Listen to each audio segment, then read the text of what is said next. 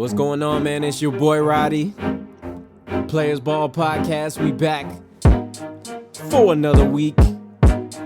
You can follow us on Twitter at ThePlayersBall1. You can also follow us on IG at ThePlayersBallPodcast. We are rocking live right now from SoundCloud. You can follow us on there too at ThePlayersBall. And then you can also find us on YouTube now. We're about to post this episode on that page too. So we getting things popping over here, baby. You feel me?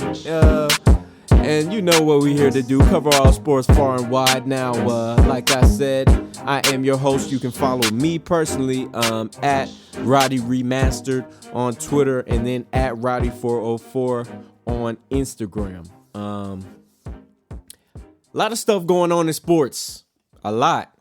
It's been a lot of things that happened over the weekend, that have been significant, on our turf, I guess I would say, with the NBA, season coming down to its final month. There was a lot of exciting games. MLB is getting cranked up too. So we're going to cover a little bit of baseball for y'all too. This is a Braves Homer podcast. You feel me? So we're going to have to cover that too. But, I don't think there's anything that happened on U.S. soil that is more important than what we got to talk about first. And for anybody who knows me, you already know what we about to go to. So don't even look. We about to, because let me just get it out the way and spill it all. Okay, so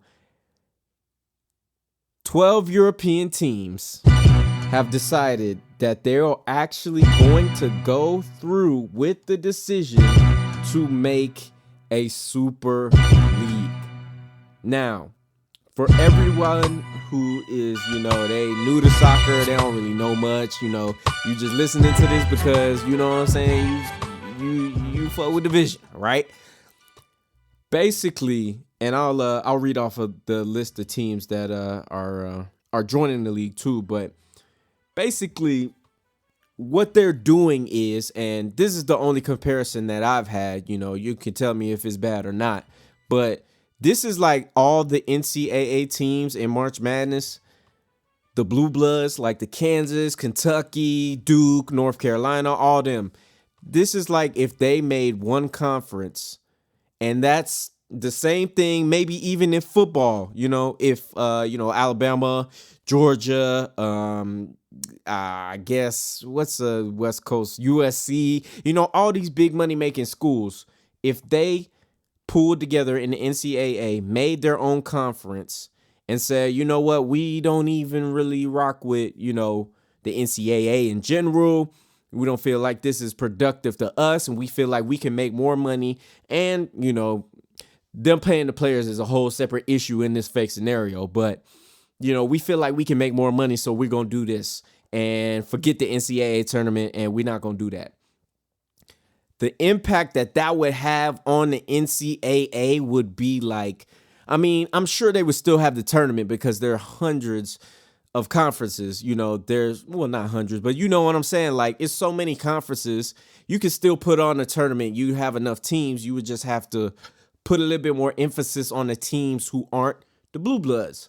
But with this kind of thing in soccer, it really, really kills these small clubs that are in, England and Germany and France and Belgium and wherever. A Belgian club isn't, in the Super League, but still, it kills all of these smaller clubs and all of these smaller leagues, more importantly, because now it's like, okay, we don't get the same opportunity to make money. Not to say that, that Napoli or, other teams that are in Serie A that don't make the same money as Juve or AC Milan or Inter, if they don't get the opportunity to even say, okay, well, we're going to go to Turin or we're going to go to Milan and we're going to play a match and hopefully we get a whole bunch of viewers and they watch and, we get money off of that. And them being denied that opportunity, it's going to kill the game. Like, it's really going to make it so that these clubs who are already struggling because of COVID, they're smaller clubs who are struggling pre-COVID, they're already struggling, and now they're going to have to even work twice as harder because they don't have these bigger clubs to rely on. So, I mean, everybody, like when I tell you everybody, even people who don't really like rock with soccer like that, like they still are like, man, we got to pay attention. What's this Super League talk? I've had hundreds of people ask me, what my opinion is on, this and that and the third. And I just tell them it's like, this is going to change the game drastically.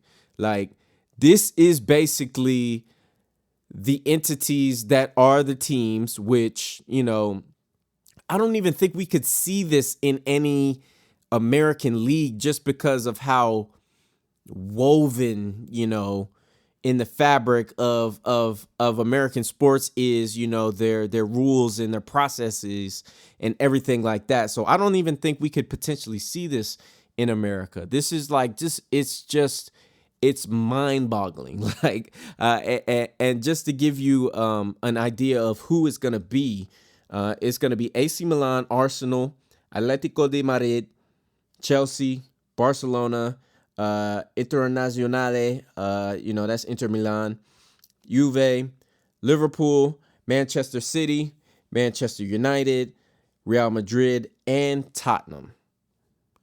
So those pretty much, I mean, and, this is also a, thing to see. All of these teams that I just mentioned are in the top 20 earning clubs in the entire world. So this wasn't just a, man, we're just trying to make a quick little, dollar to get over COVID. Like, nah, bro, this is something that they are trying to really change the game with and say, you know what, we want to cut out the middleman completely and totally and just say, you know what, we want to give the product straight to our consumers. We run this, it's ours. We don't have to go through UEFA and all that stuff, and we can just, be on our own. And of course, UEFA's response was ban. They're obviously not gonna, want to stand for this. The Champions League semifinal is in serious jeopardy of being canceled. Like, this is the magnitude of what's going on here. Like, they're talking about, the Premier League, which, at the time of this recording, they have a meeting tomorrow, Tuesday afternoon, to discuss stopping their season. Like, La Liga season is under threat. Like, it's utter craziness. Like, and I'm sorry to use that word because it's ableist, but like, this is such a wild sequence of events. And I think it's probably the fastest that has happened in modern, football, like, something of this impact. Like, of course the talk has been, out there, and, we're so accustomed to hearing rumors in football that, it's so easy to just be like, well, it's a rumor. Of course they want to make more money. We know what these guys' prerogatives are, but we don't know that, like, these things are actually feasible and tangible, and, like, they can just drop it out of the clear blue sky whenever they want to. Like, just to think, like, they dropped this news with time to go in a Premier League season, and all the leagues, actually, there's still weeks to go, over 3 at least in each season. And then they also dropped this before the semifinal of the Champions League, the 6 biggest matches probably that will be played. They're just, or 5, should I say, they just evaporate. So honestly, I feel like, and this is coming straight from everyone who is involved in the game, like players, coaches, commentators, this is bad for the leagues. Like, not only is it bad for the leagues, but it's bad for the game, because if the best players are banned for the World Cup, like, I mean, it almost guts the entire competition, and it gives it the same luster as Olympics. And Olympic soccer is cool. It's not bad at all. But just the fact that it's, restrictions on it. I think it's only U23, and you can only have a certain amount of senior players. Like, it's just so difficult to get into that the same way you get into the World Cup, because it's like, yo, whoever y'all think is the most, ideal players from your country that are citizens, y'all could get them, y'all could put them on the pitch, and we can see them play.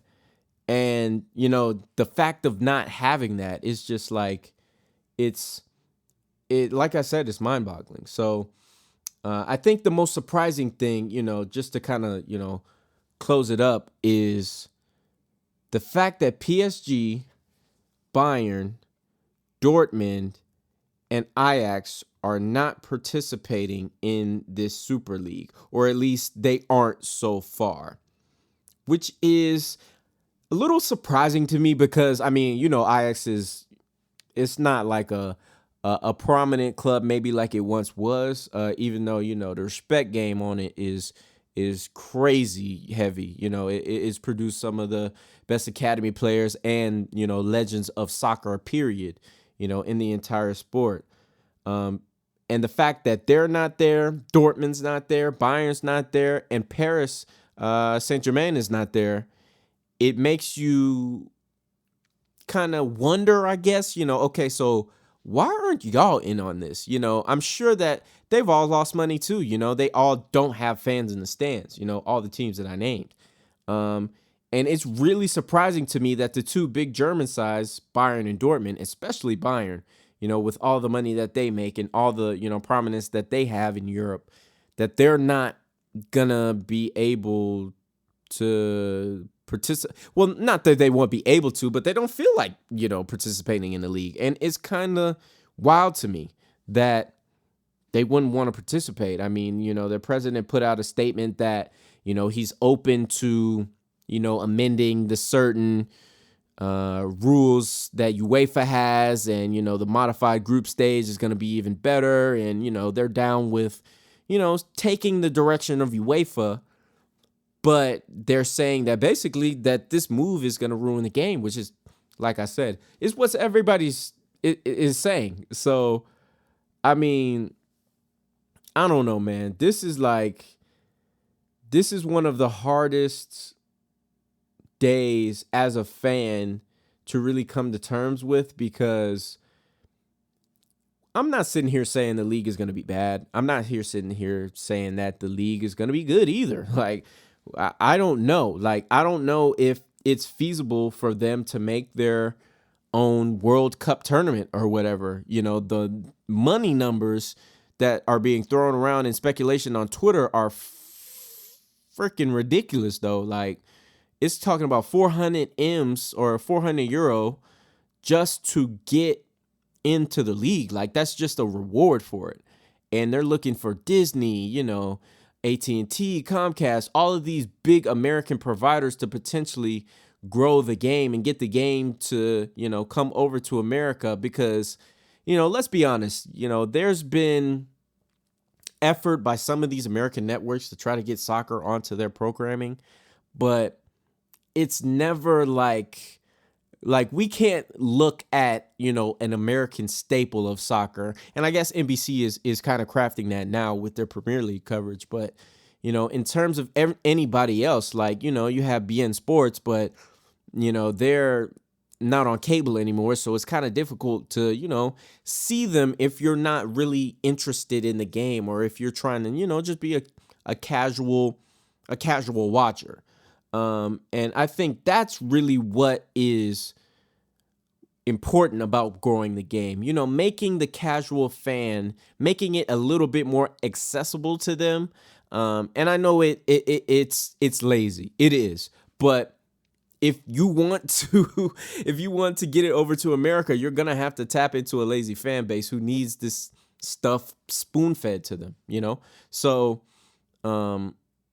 with all that being said, man, just it's so many implications for this league. It's so many things that could possibly go wrong with it.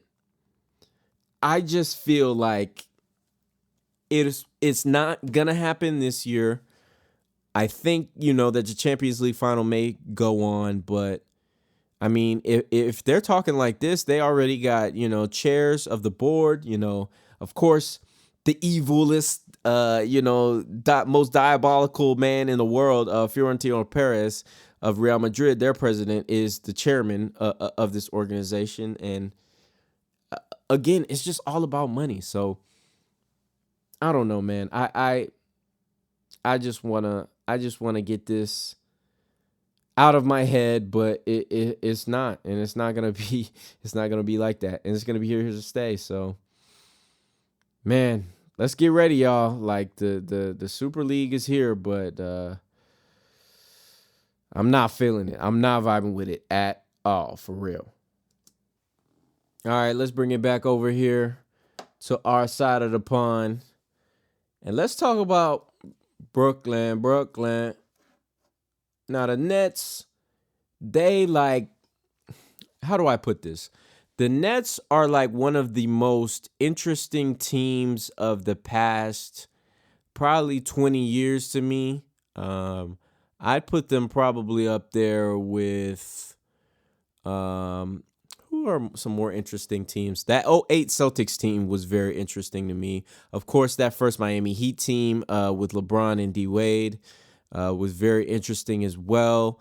I like that Detroit Pistons team, one of those championships that kind of came out of nowhere, but, they still got respect in my book. Chauncey Billups and Rasheed Wallace and my boy Rip, they really, they got their respect in my book. So, but the thing about the Nets that makes them so interesting is just the fact that we don't know what they are.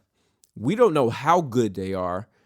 And this is probably the best talent we've ever seen on one squad.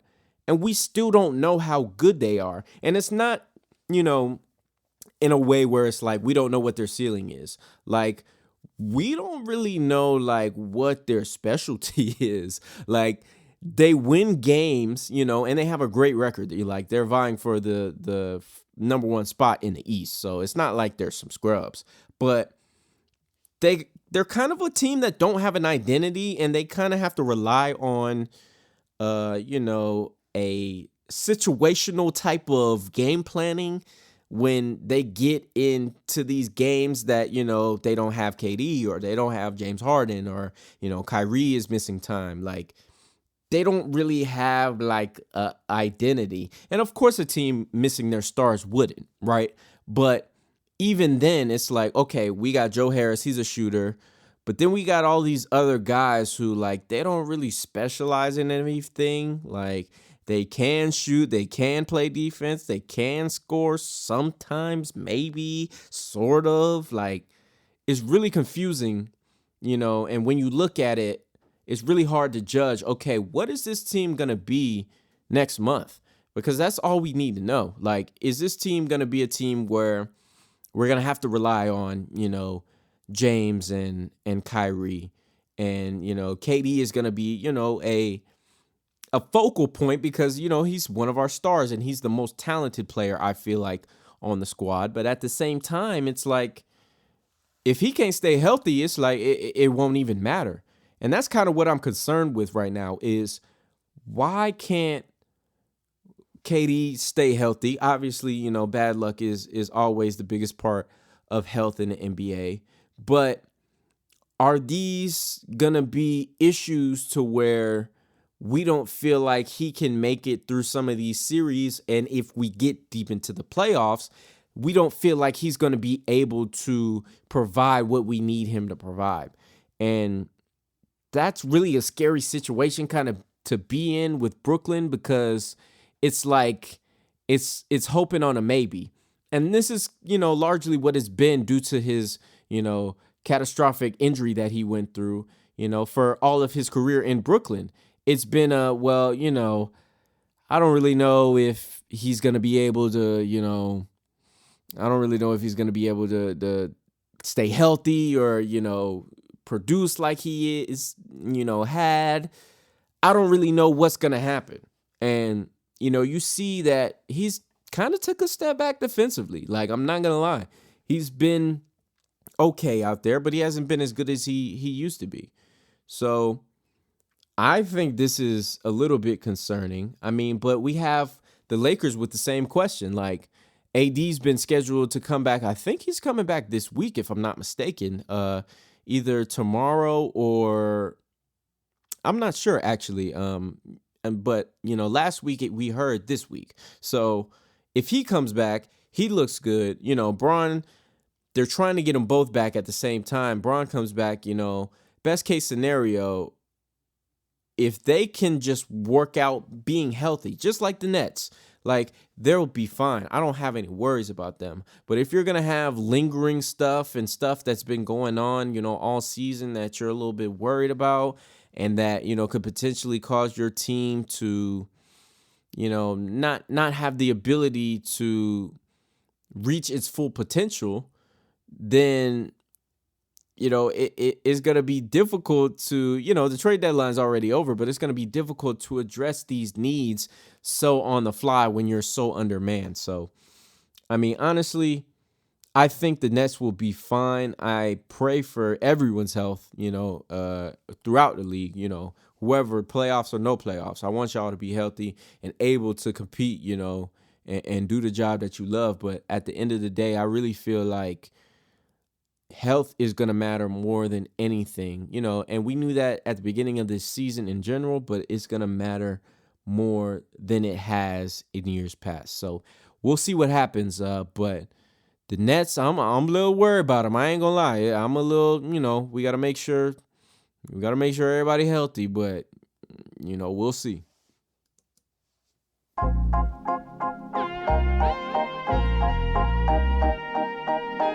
All right. Quick news. And by the way, if y'all want, add a little, shout out, whatever, hit the podcast.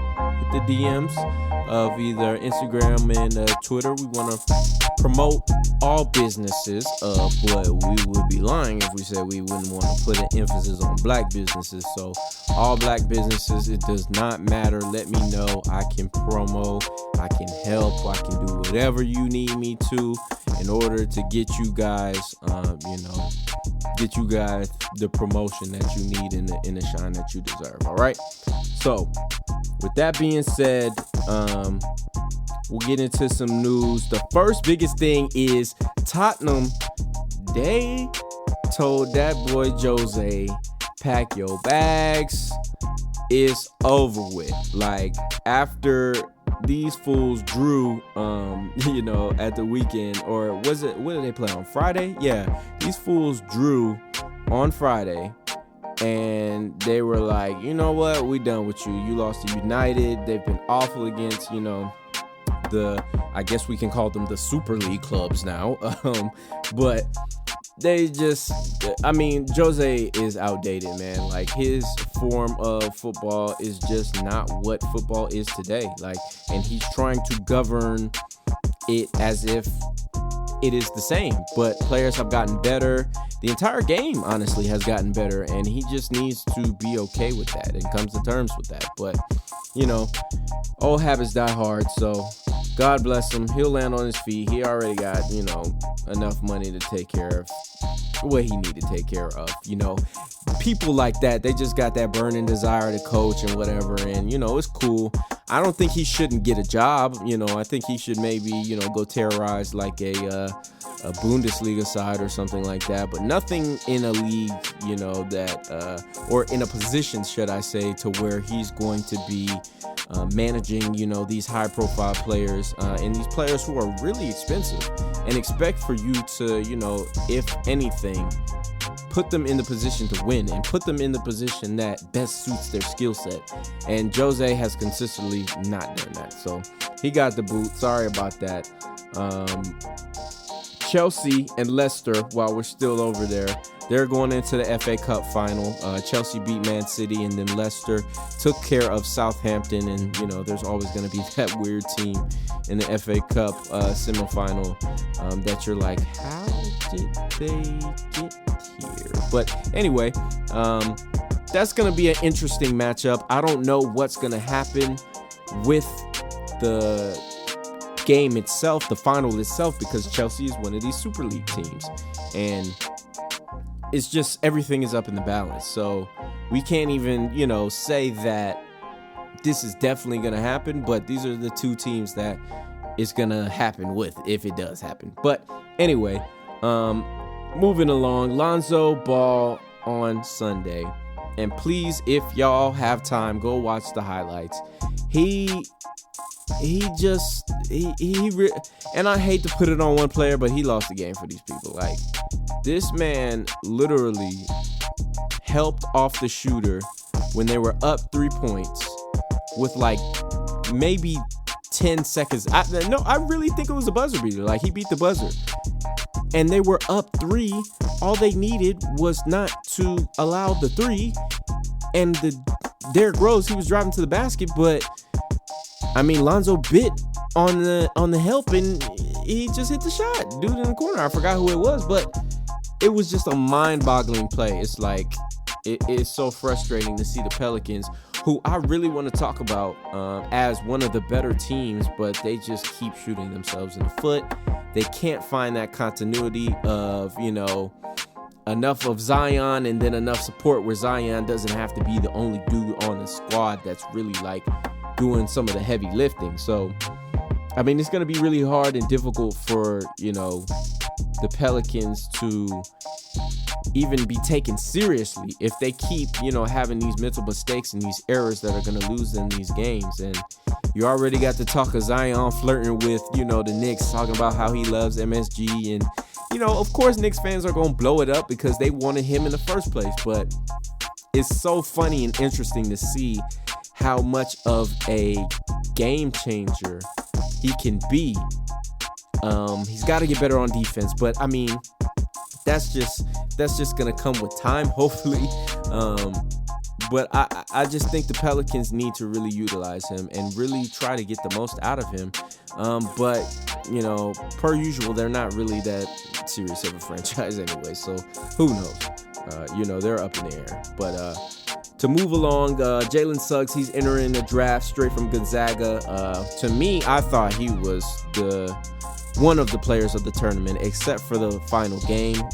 I know usually the player who has, a great tournament and a great final game, they usually give it to them.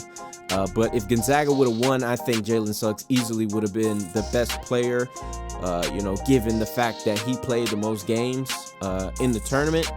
I think Cade Cunningham is going to be a better prospect, but, really Jalen was hooping, man. Like, he was playing defense, and you saw that he was on a different level than those guys. I think he's going to be great at the pro level. I don't know if, Cade is going to be, all as advertised. I think he's going to be really good, but I can just see Jalen, he had the right coaching and he had the discipline to be a great player. So hopefully he, gets his opportunity to do that in the league. So shout out to him for sure.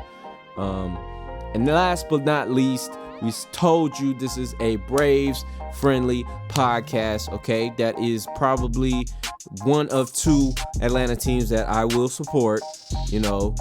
Football, y'all already know what's up if y'all know me for real. This all day Saints, who dat. We ain't talking about no Falcons over here, okay? So if y'all came for them Falcon talk, then go ahead and, find the proper channels to go ahead and execute that dude. But we ain't doing that Falcons talk over here, okay? We only talking about the Falcons when they in the loss column, okay? Great. Now, the Braves, they pummeled the Cubs like in the worst way. I think they hit like 4 home runs in like the first inning, dog. Like, they really started showing out on these boys. Like, and they ended up winning the game. They take the series from the Cubs, the weekend series. The only scary thing is that Ronald Acuna is out with he left that game with a lower abdomen strain. Been having some issues with it during the series. Really been a precautionary type of thing. I'm sure, he wants to play through it, but Of course, the Braves are want to protect their player at the end of the day, and they want to make sure he's all good. But I honestly think that the Braves have the potential to be the best team in their division, and they have the best, to me at least, the best roster in. Oh well, let me not lie. They have one of the best rosters in the National League because, of course, the Dodgers are stacked. Like, nobody's matching up against the Dodgers pitching and hitting. Like, it's just not going to happen.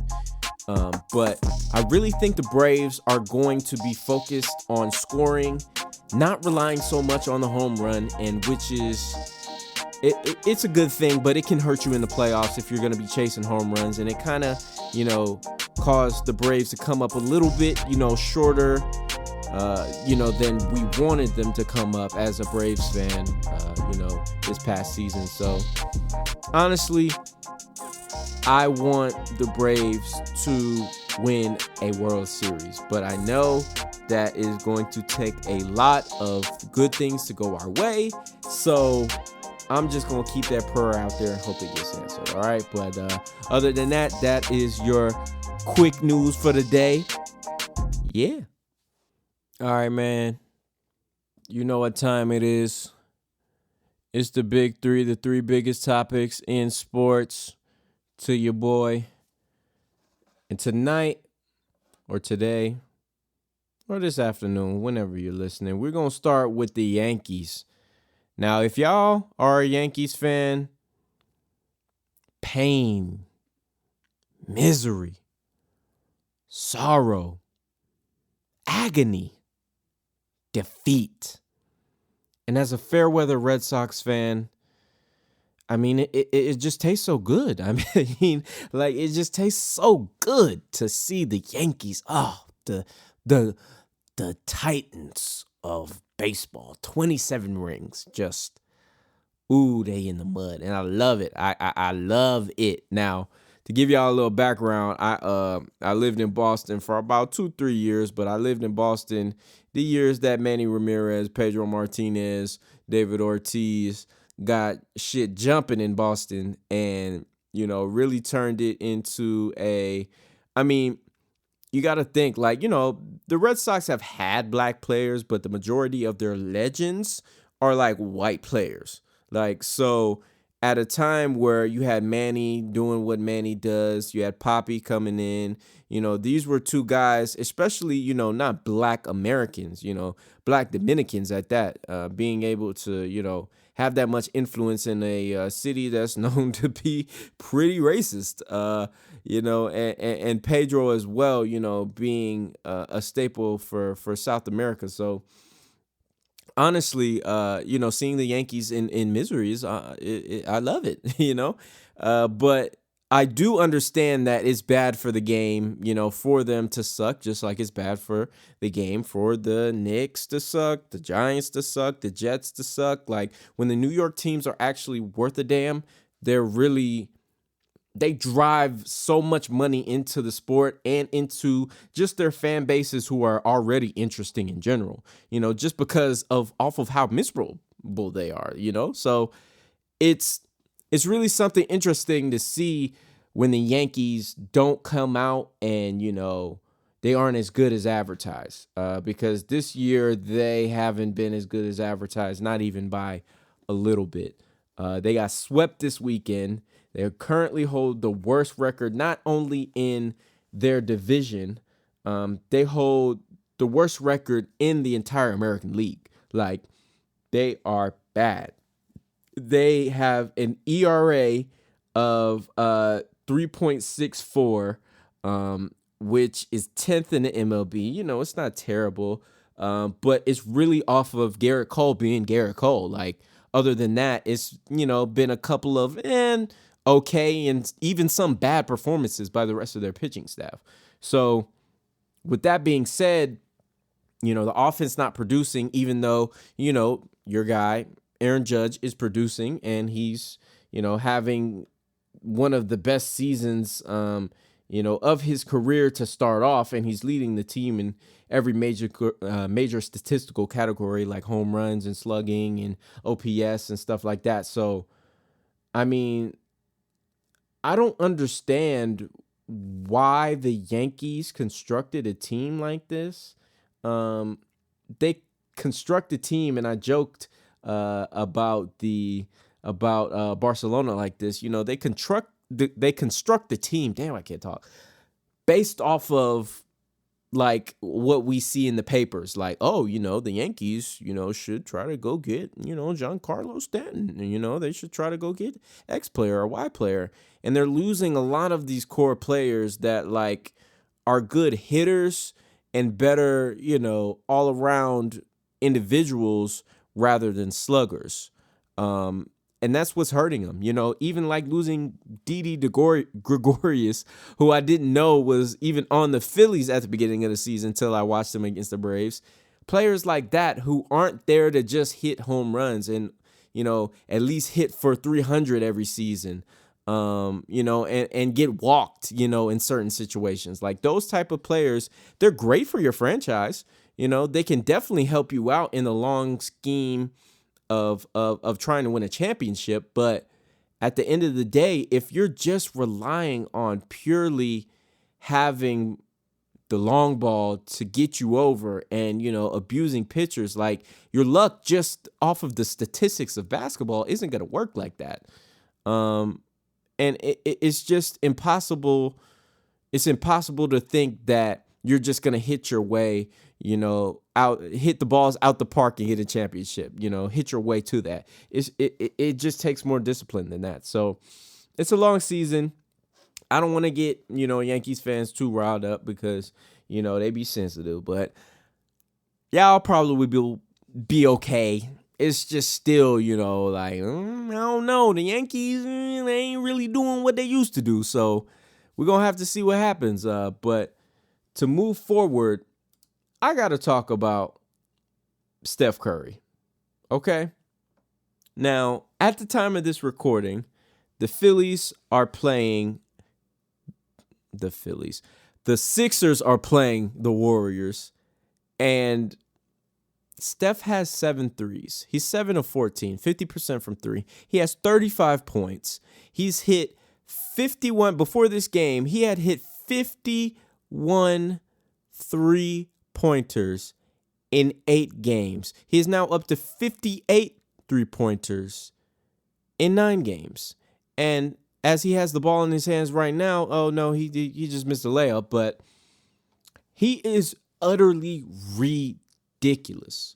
Like, the fact that this Warriors team is about to be in the playoff consideration, and like teams like the Dallas Mavericks, who I don't think the Dallas Mavericks are that much better than the Warriors, but if we have to go talent for talent, roster for roster, the Mavericks should be ahead of the Warriors, or they should be at least in close standing with them.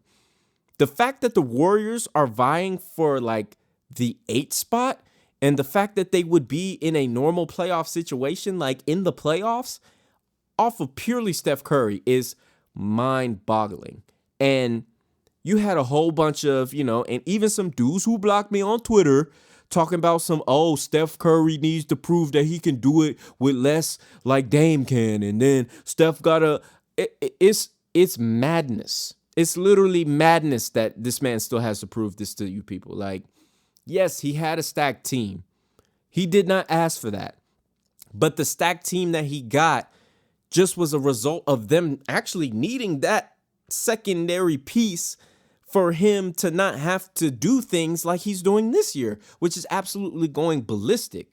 And to be honest, I know that all the advanced metrics say Jokic. I know that Embiid has been fantastic. I know that, LeBron has been great when he's been on the court as well. But if we're talking about most valuable player, if it isn't a record type of stat, and it's really for the player who is providing the most to his team, there is literally no other argument to me than Steph Curry for the Warriors. He is literally doing it all right now. And the fact that, he's not in consideration, it bothers me, honestly. It really does. Because he's having these 30 and 40-point games, like, it's not just at home, it's on the road. It's against good defensive teams. It's against bad defensive teams. It's against everybody. Good guards, bad guards. Everybody's getting it. So the fact that people even tried to open their mouth and say that he has a 3-time NBA champion, has anything to prove to a dude who, doesn't have a ring, and that's no shade to Dame. But it's just the stands, like the Dame stands, who want to uplift Dame and, just be like, oh, well, Steph, he ain't never did it for real. Like, he been getting help. He been getting this. He been getting that. Like, it's just mind-boggling, and hopefully after this season, they stop opening their dirty mouths about the champion that is Steph Curry. Now, with our last topic, to end with something that's a little bit more somber, the NBA has warned some of its teams about the verdict for the Derek Chauvin trial as Steph hits another 3. I haven't been paying attention to the trial. I don't know if I shared that on here or not, but I'm not really up to having that trauma in my life like that in that way. I'll keep my tabs on it as I may, but in terms of, following the actual trial itself heavily, that's just not my steez. And I really just don't feel like it's something that I need for my mental, but yeah, it's probably going to come to an end this week. Hopefully we can get some justice. I mean, because I really want people to understand that this is one of those cases that could potentially, change the course of how these cases are handled. I'm not going to, get my hopes up too largely, but hopefully this can be what that is. And, just for the NBA to send out this warning, again, it goes back to how the MLB teams and, some of the Timberwolves especially, seeing as it was in Minneapolis, the heart of where they do business. It's just really hard for me to say, oh, well, the NBA's being, genuine and they care about Black Lives Matter and, the whole George Floyd thing, I can't say that. I just think they say, if y'all start losing money, that could mean that we start losing money. So, if y'all need to cancel the games, if y'all need to postpone, if Big Brother needs to step in, to prevent these catastrophic, as they claim it, as if, people are going to burn down the arena, I just don't feel like that's going to be the case, but whatever. That's what they feel like is the right thing to do. And it just goes back to these companies thinking about, money, ultimately, at the end of the day.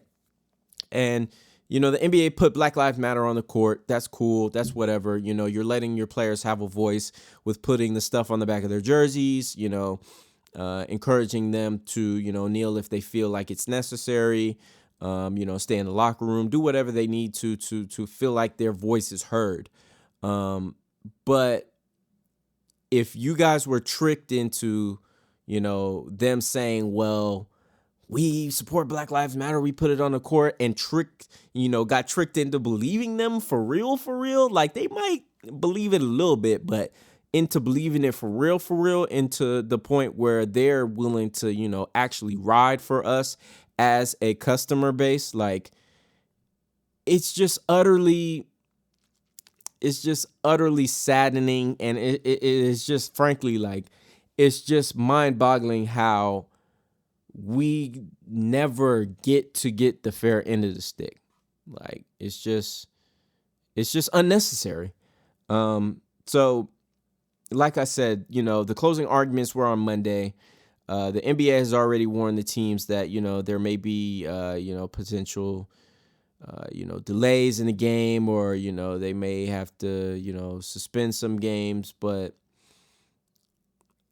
I just don't see this as, a sign of unity with the players and, empathizing with the city of Minnesota. I just think this is a money grab. But hopefully this decision this week is one that we can at least be happy with, because a lot of them have turned out that we're not happy with them, and we're faced with extreme pain and sadness. So I'm praying, that we're able to get through this, but I know that it's going to be tough. So ultimately we'll see. But that's going to do it, ladies and gentlemen, for the Big Three. That's also going to do it for the podcast today. Thank you so much for joining us. Again, if this is your first time listening, we thank you. Second time listening, we really appreciate you, for real. And then the third or more, we adore you. So, again, follow us on Instagram, The Players Ball Podcast, on Twitter at ThePlayersBall1. And now that we're in the swing of basketball season, you can find all of your gambling picks there. We'll do a little bit of gambling talk, as it comes on the podcast. But, with the NBA being such a league driven on, this guy isn't out for this game, having so many games and stuff like that. We want to try to, put it on Twitter. That way we're not giving you the wrong info and the line changes, on you while you're trying to make your bet. All right. So again, follow us on social media. Also get us on YouTube and SoundCloud. Just search up the Players Ball Podcast. You'll be able to find us. Again, you can follow me on Twitter at Roddy Remastered, and then on Instagram at Roddy404. I really appreciate you guys. We'll definitely be having guests. We're going to have our draft talk coming up on Thursday. We'll share a little bit more with that. And then we will be talking to you in a few days. All right. Thank you so much. Peace.